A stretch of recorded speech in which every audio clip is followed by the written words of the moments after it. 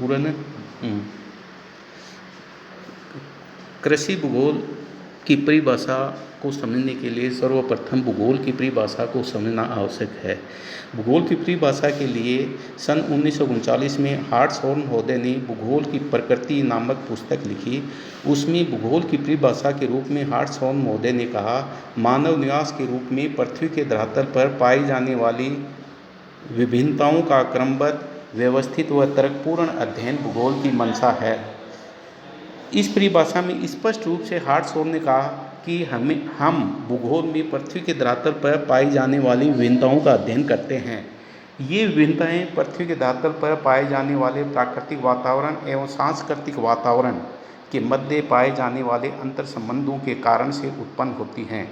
भूगोल को हम दो प्रमुख शाखाओं में विभाजित करते हैं, भौतिक भूगोल एवं मानव भूगोल। भौतिक भूगोल में पृथ्वी के स्थलमंडल, जलमंडल, वायुमंडल, जीवमंडल का अध्ययन किया जाता है। वहीं मानव भूगोल में पृथ्वी के धरातल पर जनसंख्या के वितरण, मानव की विभिन्न क्रियाकलापों यथा आर्थिक क्रियाकलापों, सामाजिक सांस्कृतिक क्रियाकलापों आदि का अध्ययन किया जाता है। कृषि भूगोल मानव भूगोल की एक शाखा के रूप में अध्ययन किया जाता है। मानव अपने प्रारंभिक विकास में आदि मानव या शिकारी मानव के रूप में निवास करता था। इस अवस्था में मानव पशुओं की भांति नग्न अवस्था में रहता था।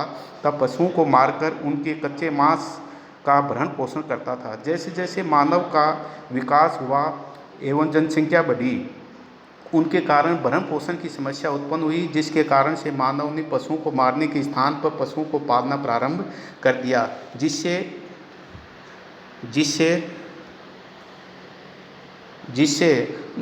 पशुओं को पालना प्रारंभ किया। पशुओं के उत्पादों के रूप में उसने दुग्ध जैसे पदार्थों का उपयोग भरण पोषण के लिए किया। उस समय मानव ने किया। उसके उपरांत जब दुग्ध उत्पादों से मानव का भरण पोषण नहीं हुआ तो उसने अपने आसपास के वातावरण में उन पेड़ पौधों को उगाना प्रारंभ कर दिया जिनके फल, बीज, फूलों आदि का उपयोग वह अपने भरण पोषण के लिए करता था। जैसे ही मानव पौधों पेड़ों को अपना भरण पोषण के लिए उगाना प्रारंभ किया, वैसे ही मानव को उन पौधों की देखभाल के लिए उसी स्थान पर रहने के लिए बाध्य हुआ और यहीं से ही मानव के स्थायित्व की शुरुआत हुई। कृषि शब्द को अंग्रेजी के एग्रीकल्चर शब्द से लिया है। एग्रीकल्चर शब्द लैटिन भाषा के एग्रो शब्द से लिया है, जिसका अर्थ है कल्टीवेशन या मिट्टियों की जोत। एग्रीकल्चर दो शब्दों से मिलकर बना है, एग्रो एवं कल्चर। एग्रो का अर्थ है मिट्टियों की जोत और कल्चर का अर्थ है पर्टिकुलर आर्ट ऑफ लिविंग।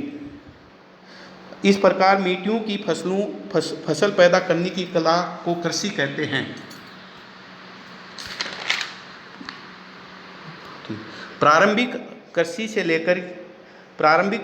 लेकर आधुनिक कृषि अवस्था अनेक सामाजिक संस्कृतियों से गुजरकर वर्तमान स्वरूप में आई है।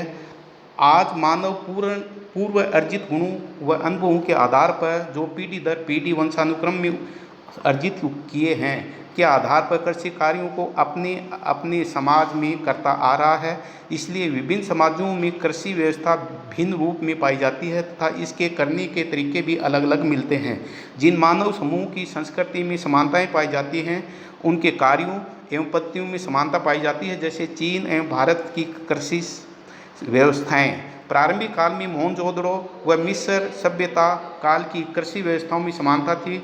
वर्तमान में कृषि एक मूलभूत व्यवसाय के रूप में है तथा मानव के भरण पोषण का एक अभिन्न अंग है। वर्तमान में भौतिक, सामाजिक, आर्थिक भिन्नताओं के कारण कृषि अनेक रूपों में पाई जाती है।